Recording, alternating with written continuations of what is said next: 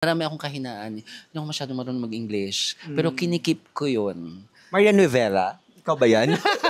Hindi, social climber ka nga. Hindi masyado.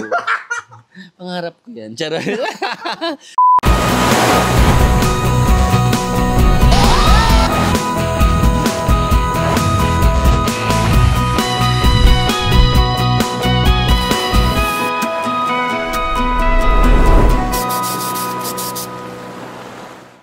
Hi! Kasama ko ngayon ang director ng Maria Clara at Ibarra na si Zig Carla Marie Dulay.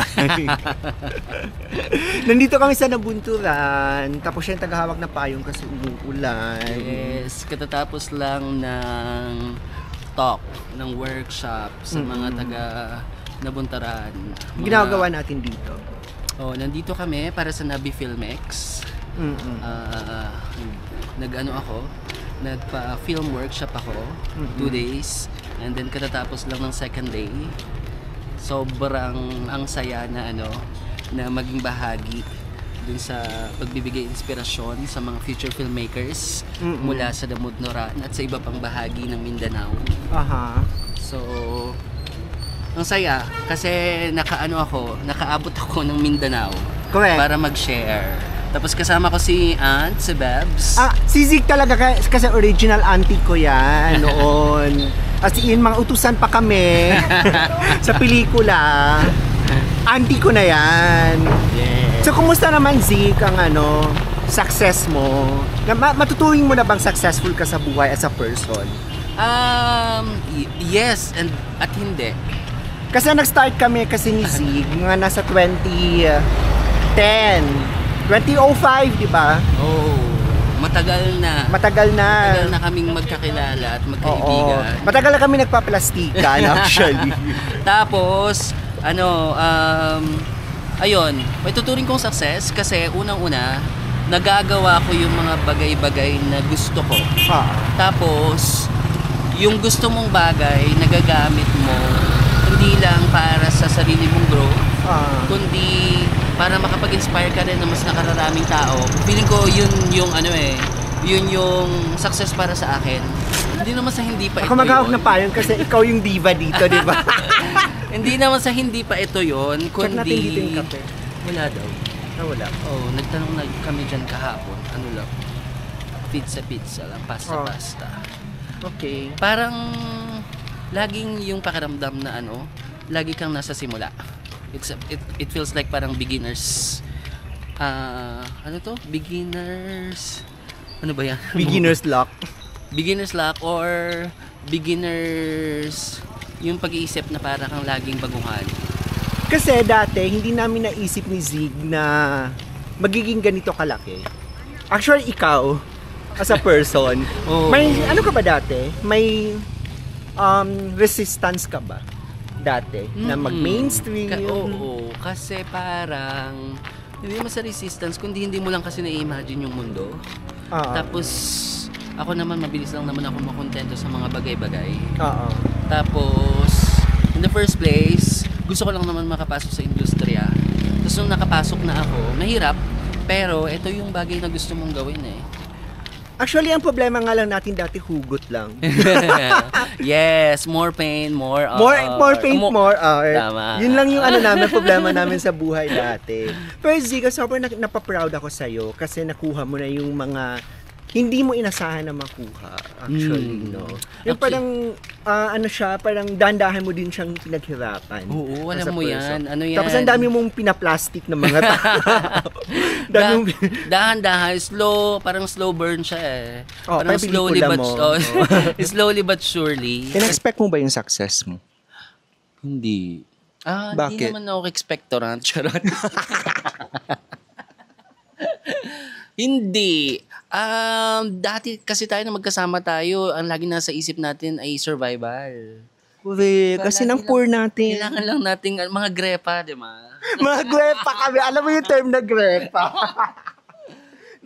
Survive lang. Tapos, parang masaya na tayo before na pag nagkaka-project tayo. Tapos kapag enough lang na makasurvive tayo, tapos makatambay tayo. Ang simple lang naman. Alam mo yun, oo, simple lang natin noon, no? Hindi ka na ba simple ngayon? Simple pa rin, pero busy lang. Hindi, social climber ka nga. Hindi masyado. Pangarap ko yan. Charot. Hindi masyado kasi parang hinahanap ko yung kasi tayo biglang naging busy, nagkanya-kanya ng thread ng buhay, 'di ba? Syempre tayo kasama na ako, lagi ko pa rin kasama si Kimi. Tapos minsan nakikita ko lang si Dora. Ako natutuwa naman ako kasi hindi mo kinalimutan yung mga taong, mga alila mo dati, alila mo pa rin ngayon. Pare-pareho lang naman tayo. Hindi, kasi kami dati, may mga grupo kaming mga alila. Tapos yung iba, like, sila Kenneth, nag-production design, ganon. Naka-work ko si Kenneth sa sa Firefly. Tapos alam mo kasi na hindi sila magagaling, pero wala kasi... Nakaibigan mo lang, gago. Wala kasi kaming choice kundi kunin sila kasi kung wala silang trabaho, ay kung hindi namin sila kukunin, wala din silang trabaho. So, gaya pa kaming lahat. Hindi, saka yun naman yung isa sa mga actually yaman, yung pinagsamahan. Tapos, hindi ko alam, pero iba rin kasi yung tiwala mo dun sa kaibigan mo, na alam mo na hanggang dulo, ano man ang mangyari, hindi kanya iwan. Correct. Si Kimi, Oo. ganun sila. Si Nodora, ganun sila. Si Totoo, Jed, totoo. kasama ko pa rin yan. Si Pipay. Si Pipay, nakilala ko siya sa'yo, di ba? Tapos, syempre misunderstood yun. Yung parang akala mo, sino batang bakal lang ito? Tapos, sila yung yung kasama mo forever. Tsaka yung mga kaibigan mo, sila yung mabilis mo mahila kapag wala kang budget. Walang budget, and even paglagpas or pagkatapos ng pelikula, willing pa rin silang tumulong. Na kailangan ko ng tulong sa ganito, tulong sa ganyan. Pupunta sila kasi yun naman yung ginagawa na yun naman yung maganda minsan kapag kaibigan mo yung katrabaho mo, lagpas siya dun sa project. Hindi lang siya project lang. Correct. So, Passion project. Passion project siya. So hanggang sa kasalukuyan, parang kami pa rin yung magkakasama. Yun nga yung napansin ko, Zig, yung value of friendship. Gaano kaka-proud sa core value mo or yung perception mo ng friendship or yung pananaw mo sa friendship? Ako, yung friendship ay legit yun. Yung sinasabi nila na sila yung pinili mong pamilya. Na hindi siya by blood or whatsoever. Pero pinipili mo silang pamilya kasi kung paano mo sila trinitreat or kung paano din nila trinitreat. Tapos, maliban doon, kasama doon sa konsepto ng kaibigan, pamilya na yon, yung pinagsamahan. Correct. Kasi nagsimula kasi tayo doon sa mababa. Wala, ako nasa mababa pa rin naman ako. Pero parang... Nag-stop ka lang sa taas. Ay, gusto ko yan. Kasi wala ka din naman kasi mapagkakatiwalaan. Isang factor na din ba yon? Or, mahirap din naman talaga magtiwala sa kung sino-sino. Na parang innate yung yung tiwala mo dun sa mga kaibigan mo. Kasi tama ka na magkakasama kayo nung walang-wala ka. Tapos ngayon na somehow meron ka na, share mo din sa kanila. Kasi to be fair, sinuportahan ka nila nung pare-pareho kayo. Correct. Nagkataon lang na nag-elevate ka ng konti, in what way, parang ganon. Pero wag mong kakalimutan na kahit nag-elevate ka ng konti, sila yung kasama mo before. Kumakain tayo sa bulaluan sa Morato. Oo. Ay, sa Timog. Dampa. Sa Dampa. Yun yung favorite namin. So pag nandun na kami, hanggang umaga lang kami. Tapos lugaw lang ang orderin kasi yun lang yung kaya ng pera. Tapos kami, parang kung sino-sino na lang pinag-uusapan, ang dami na naming buhay na nasira. Oo, maraming siniraan. Oo. Tapos Pero hindi tayo ganun. Hindi tayo ganon. Ang gusto lang natin self-validation. Hindi tayo masyadong thank you po. Hindi tayo masyadong yung mga sinisiraan natin ng mga kaibigan din natin. Na alam nila na sinisiraan natin sila. Kasi totoo naman. Totoo naman. Mga wala silang kwenta. So ganun yung parang actually itong grupo na to, hindi to mga affectionate people, hindi rin vocal sa mga feelings nila, no. Nararamdaman mo lang. Ako, like kunwari, si Kimi forever kong kasama eh. Tapos parang bound na siya sa akin. Pag may project ako dun sa GMA, alam na nila nakasama ko siya. Tapos, minsan ako konsensya din ako na parang choosy kasi ako sa work.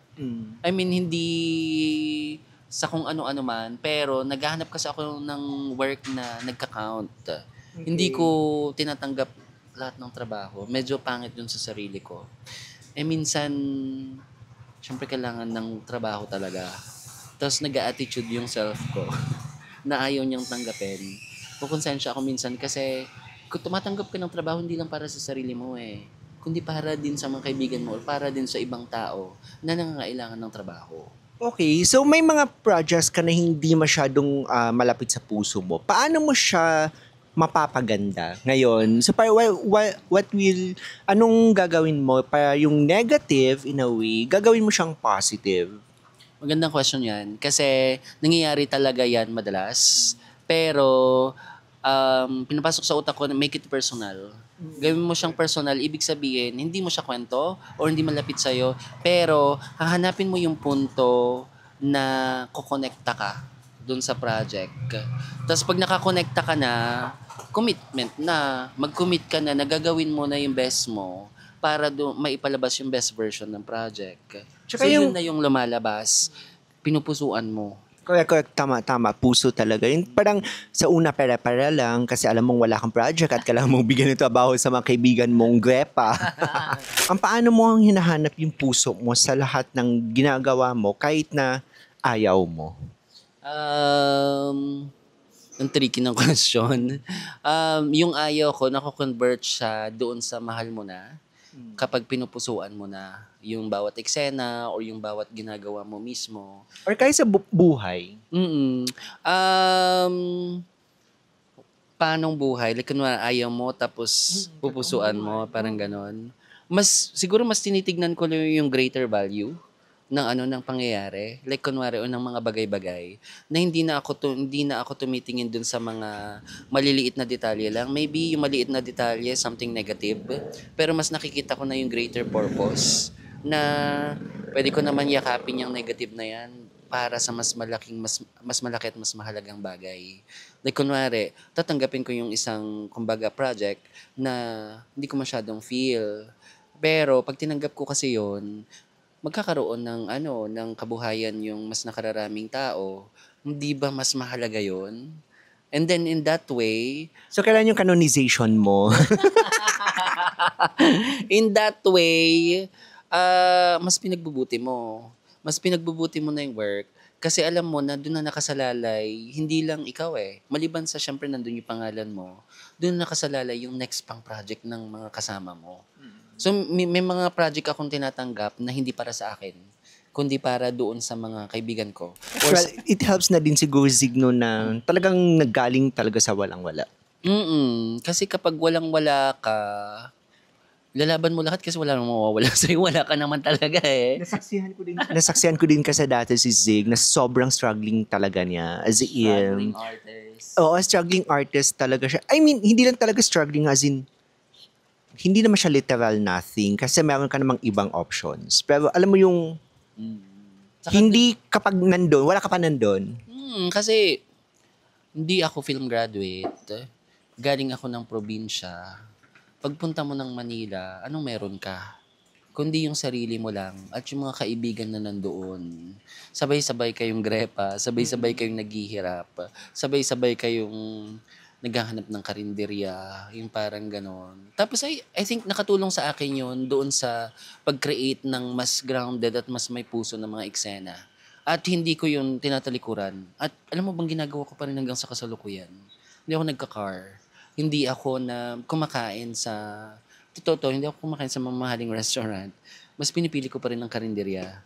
Hindi dahil gusto ko lang, kundi gusto kong mag-ground lagi yung sarili ko. At kasama yung mga kaibigan ko dun sa pang-ground na yun gusto kong may-ground yung sarili ko para mas maramdaman ko pa yung mga characters na ginagawa ko. Kasi yung mga characters naman na ginagawa ko dun sa mga pelikula or dun sa mga projects ko, mga normal na tao na kagaya natin. Paano ko hahanapin yung boses nila or paano ko ikukwento yung kwento nila kung hindi ka naman grounded? Hindi mo naman nainitinan, hindi mo nararamdaman yung gaano kahaba yung pila dun sa MRT bago ka makauwi. Or hindi mo nararamdaman yung tagal ng traffic dun sa EDSA. Or hindi mo nararamdaman yung init ng jeep. yung init ng taxi na sira na. Kasi maintindihan mo yung taxi driver, wala din naman siyang choice kasi ang mahal-mahal naman bumili ng bagong taxi. Yung mga ganon, naniwala kasi ako na yung paggawa ng pelikula, pakikisimpat siya, pakikisama dun sa mga subject matters mo. So, kinikip ko na ganun. Marami akong kakulangan bilang tao. Marami akong kahinaan. Hindi ako masyado marunong mag-English. Pero kinikip ko yun. Maria Novella? Ikaw ba yan? Magkapareho kami doon, kaya kami magkaibigan. Magiging ako. Kasi nagkatrabaho kayo sa ano, no? My guardian alien. Ano yan? Misunderstood lang siya minsan. Pero totoo siyang tao, mamahalin mo siya. Magmamalasakit ka sa kanya. Yun kaya ko siya nagustuhan. Ayun, kinikip ko at niyayakap ko yung yung mga kakulangan na yon or yung mga hindi kakulangan yung mga something na wala ka. What's missing? Kasi syempre kung hindi ka naman perfect. Oo. So, meron kang part of the pie doon na ano. Tapos, dahil aware ka, mulat ka na kulang ka bilang tao ka, so inaalaw mo yung sarili mo na magkamali. Tapos, pag inaalaw mo yung sarili mo magkamali, doon ka mas lalong nag-grow. Kasi nilalaban mo siya na parang okay lang, hindi ka parang, halimbawa, hanggang ngayon, alam mo yung katatapos lang ng talk ko, pero bago ako mag-talk, tinanong ko ni Ryan, parang kinakabahan ka. Never na ako nasanay. Never na ako natuto. Kinakabahan pa rin talaga ako. Kasi parang, though minimaintain ko yung kaba na yun, kasi feeling ko habang kinakabahan ako, hindi lang sa mas naramdaman ko mong maging tao ka, kundi alam mo na any moment pwede kang magkamali. At dahil aware ka na any moment pwede kang magkamali. At mabash. At mabash, makancel. Katulad ko, na-cancel ako. Charot, feeling sikat. Naramdaman ko yun na kahit na sa totoong buhay applicable yun, no? Na kahit na hindi ka director or writer, sa lahat ng bagay, kailangan mong pusuan kahit na ang reason na ginagawa mo yung bagay na yun, sa unang-unang reason mo ay economics o gumawa ng pera. Pero kaya palang matutunan na mahalin yung bagay na yun. Tama. Yes, tama ka doon. Natutunan ko siya na kung mas nakikita mo yung greater value, yung mas malaking bagay, maliban dun sa maliit na bagay na yon, mas lalo kang, kumbaga, yun nga, dadaanin mo, hindi ko na alam yung sinasabi ko. Nawala ako, biglang nag-relapse. Kasi bumalik lahat ng ng alaala. Ko na. Natutunan ko din yan, medyo hard. Natutunan mo din na parang hindi ka magpapakamartir na gagawin yung isang bagay na kahit na ikakasira mo na, igagawin mo for others.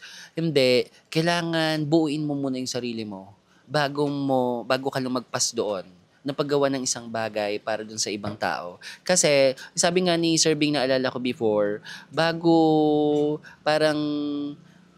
pasusuhin ng isang nanay yung anak niya, bago pasusuhin ng isang nanay na may lagnat, may sakit, yung anak niya, kailangan muna niyang ma-cure yung sarili niya or magpagaling bago siya mag-serve dun sa ibang tao, kahit anak pa niya yon. Kasi mas ma-maximize mo yung sarili mo kapag buo ka. So natutunan ko na din yan na mag-iwan sa sarili. Nakita mo ako iyak ka ng iyak. Durog na Umiiyak durog ka. siya. Durog na durog. Dahil sa more pain, more art. Durog na durog ka dahil wala kang iniwan para sa sarili mo.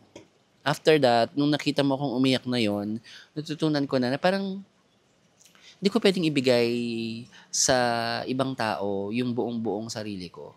Magtira. Kailangan mong magtira sa sarili mo. Kasi respeto sa sarili yun Respeto sa sarili. Pag nararamdaman ng sarili mo na nire-respeto mo siya, aalagaan ka niya, proprotektahan ka niya pabalik. Zig, eto, ang monumental talaga na feeling ko nag-start talaga ng success mo ay Maria Clara at Ibarra. Tinanggap mo ba siya na gusto mo na siya based dun sa pinag-usapan natin kanina? Tinanggap mo ba siya dahil gusto mo yung project or economics? To be honest. Hindi na economics sa tunay na buhay. Kasi ang economics ko ay yung mga nauna kong serye. Got it. Pagdating dun sa Maria Clara at Ibarra, gusto ko siya. Kasi, di ba, nung kasama dun sa paghanap ko ng sarili dun sa Manila, nag-tutor ako ng mga anak na mayayaman. Tapos ang subject matter ko, No Limit ang Here. At saka El Pili. So parang sa kanong high school ako paborito ko talaga yan na na subject kahit na medyo boring siya. At mahirap basahin. Mahirap siyang basahin, tapos mahirap siyang intindihin. Pero nung inoffer sa akin yung Maria Clara at Ibarra, yung parang pagkakataon na nasa mainstream media ka, na somehow may pamulat dun sa mga bata, dun sa mga audience, ano yung mga socio-political conditions, ano yung saysay ng nobela ni Dr. Jose Rizal dun sa mga, lalong-lalo na dun sa mga bagong panahon, ng mga bagong henerasyon, na ang sarap ng pakiramdam na ikaw nang pili ng university, ikaw na pili ng GMA na maging bahagi para gumawa nun. Pinili ka talaga nila? As in, Zig sa'yo talaga to? Or there were some other directors na To be fair, ako yung first choice. So, for the first time, ikaw ang... for the first time, ikaw ang pinili. first choice. Tapos mahirap siyang project kasi pandemic pa that time. Pero inilaban ko kasi trinate ko siya na kung ito man yung huling serye na gagawin ko, I'll make it count. And at the same time, gagawin ko lahat ng makakaya ko kasi alam kong ito yung klase ng serye na lumalagpas siya dun sa entertainment lang. May +1 siya, may +2, may +3 na alam mong may saysay, alam mong makahulugan. So, ibibigay mo yung lahat ng makakaya mo tapos super bonus yung sweldo. Kasi gusto mo siya mahirap siyang project pero eto na yung hindi mo masyadong nararamdaman yung hirap kasi mas namamayani yung pagkagusto mo, yung pagmamahal mo dun sa project. Tapos pag naramdaman mo na yon, umabot ka na dun sa point na sige, kahit ito na yung huling serye na gagawin ko. Kahit na hindi siya maging commercially successful. Did you expect na puputok siya? Walang nag-expect noon kasi it's a legacy project from GMA. What do you mean by legacy project? Ibig sabihin, gusto nilang gumawa ng quality na na proyekto na hindi naman flop, pero gusto nila na mag-iwan ng ganong legacy, may quality, pero parang syempre gusto pa rin nila makaabot dun sa mas maraming tao, pero hindi nila ina-expect na hit talaga siya. At feeling ko, isa yun sa mga sekreto somehow ng pagiging hit kapag pinahalagahan mo at binigyan mo ng puso yung material na nabibigay sa'yo. Nangyari yan dun sa Sahaya. Hindi rin nila ina-expect yun. Tsaka hindi rin masyadong minarket yun, di ba? Yung parang palabas na siya next week tapos ngayon lang naglabas ng teasers, parang ganun. So, hindi siya ina-expect kasi pasalamat ako kasi 3 legacy project ng GMA sa akin nila binigay. Wow. Ikaw ang anak ng GMA. That time, to think na wala akong exclusive contract sa GMA that time. Sahaya, Legal Wives, tapos Maria Clara at Ibarra. And Widow's War. Widow's War. Bandang dulo na cut lang dahil dun sa Green Bones. Okay. Pero, sobrang grateful ako kasi hindi ko yan ina-expect. Lagi kong binabalikan, ako dati nakikinood lang ako ng TV ng kapitbahay namin. Tapos hindi mo in-expect na abot ka dun sa point na ganito na ikaw na yung gumagawa ng pinapanood ng mga batang ako. Yung parang gano'n na ang sarap na sa pakiramdam na ikaw na gumagawa ng pinapanood ng maraming tao. Tapos naalala ko kasi nung bata ako, yung iba yung connection na nakikreate ng mga eksena, ng mga palabas na pinapanood mo. So ini-imagine mo na maraming batang gano'n na gumagawa ka. Tapos ang gagawin mo, Sahaya tungkol sa mga badyaw, Legal Wives tungkol sa kultura at paniniwala o relihiyon ng mga Maranao, tapos Maria Clara at Ibarra, tapos Widow's War, tapos nag-Firefly, nag-Green Bones. Parang ang sarap sa pakiramdam na kumukonekta sa mga tao yung ginagawa mo. At may pakiramdam ako na kumukonekta siya somehow dahil pinusuan mo. How do you deal with bashing? Kasi hindi naman lahat, hindi naman lahat natutuwa. Syempre, tapos meron silang how do you deal with the comments na stuck ka dun sa isang style? Yung parang, sige, pag na yan, pag wide shots at drones, Zig Dulay na yan. Okay na ba sa'yo na nakakahon ka sa ganung Kapag may pag may nagbabash o kaya may nagko-comment na ganon, to be fair, hindi naman ako na-off. Kasi baka marker yon or sign yon na kailangan kong mag-grow. I mean, hindi naman ako nagpapa-apekto dun sa sasabihin ng iba. Pero baka mamaya tama naman kasi sila. Parang ganon. So, that's the reason why kailangan mong mag-grow, kailangan mong gumawa ng bagay na out of your own box. Okay lang yon, at least senyales siya na na kailangan mong mag-keep up. Tapos, Actually, widows war ay hindi, within your box. It's beyond your box. Eh, nagulat nga ako na sa'yo binigay. ako din. Pero challenge ko lang yung sarili ko. Na parang what if gawin ko to, ano yung kaya mong i-contribute? Nandun na ako kasi ngayon, dun sa point na nilalagay mo yung sarili mo dun sa edge, na any moment pwede kang bumagsak, any moment pwede kang mahulog dun sa bangin.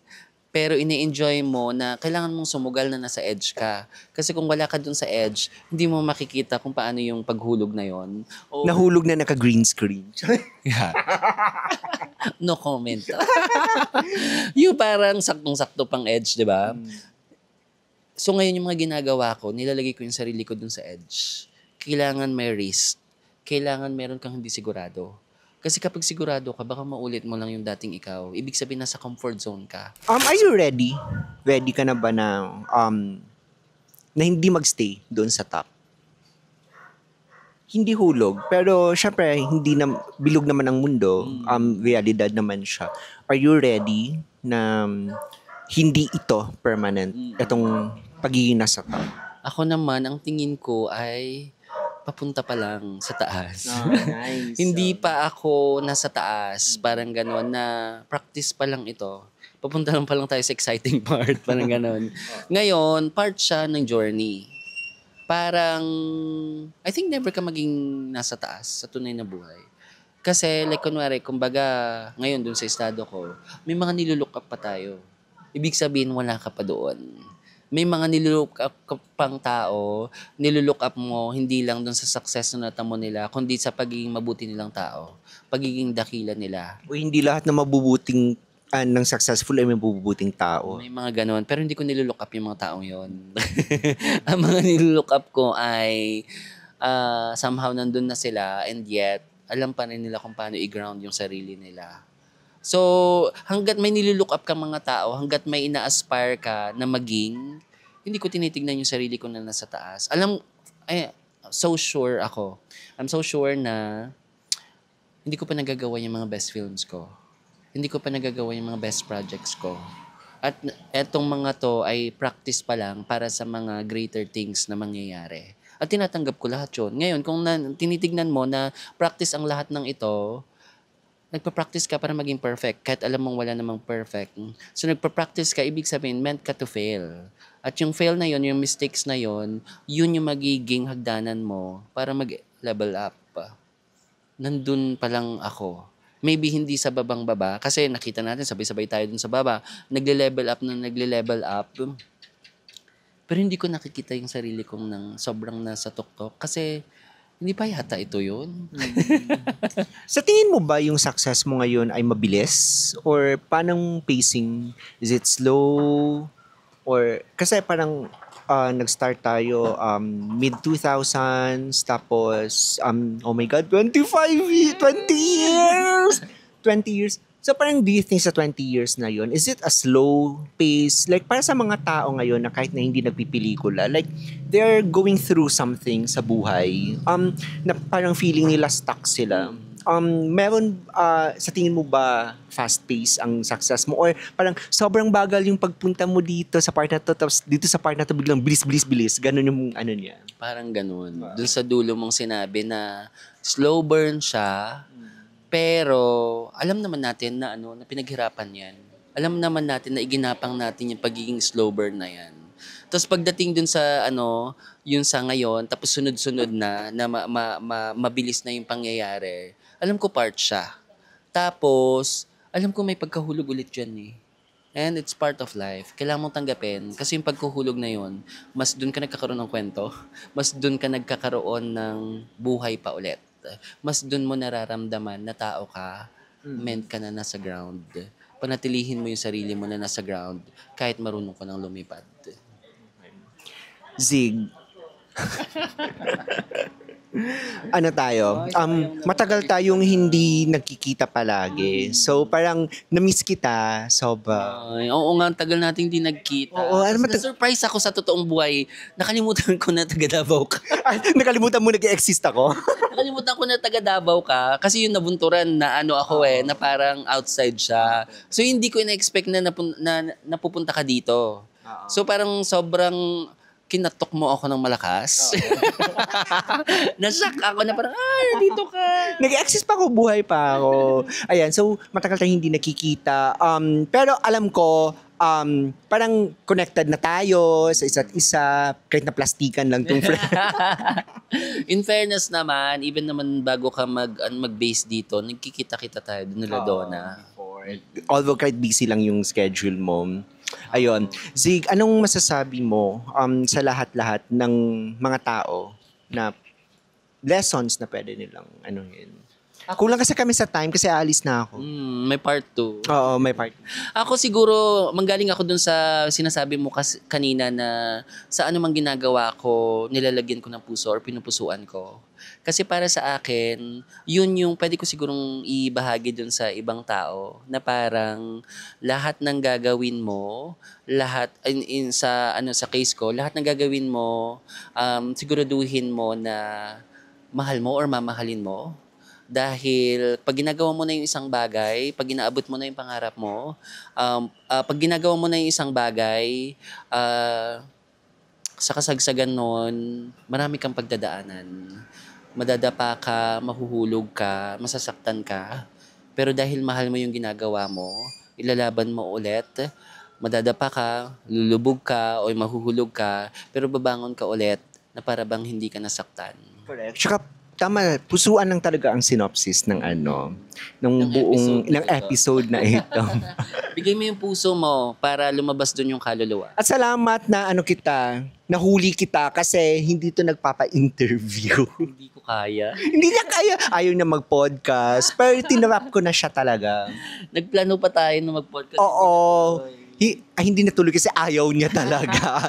Dinadahilan niya lang yung schedule. Pero ngayon, talagang inano ko na siya. Yes, buti na lang. Oo, kasi wala na siyang choice. Ginanon ko na yung camera sa kanya. Nandiyan at saka minsan lang kami makita. Yes. Zig, thank you. Minsan tayo magkita kasi geographically, lumayo ka naman. Lumayo ka na sa akin. Sa amin. Oo, sa inyo. Lumayo na ako sa inyo. Ayun, thank you so much. Thank you so much for thank you for being so plastic with me all of these years. Hanggang sa susunod na plastikan. I love it. Pagod na ako. Sige na. Salamat.